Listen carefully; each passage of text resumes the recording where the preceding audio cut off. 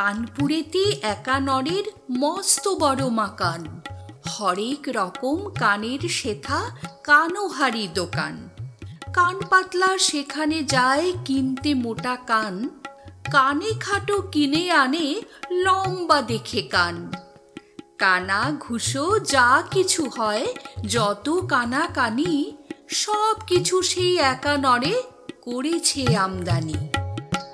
তখনও দেশ হয়নি স্বাধীন, মন্ত্রী ছিলেন ডানকান। একবার কানপুরে এলেন কিনতে তাঁর বাঁ কান।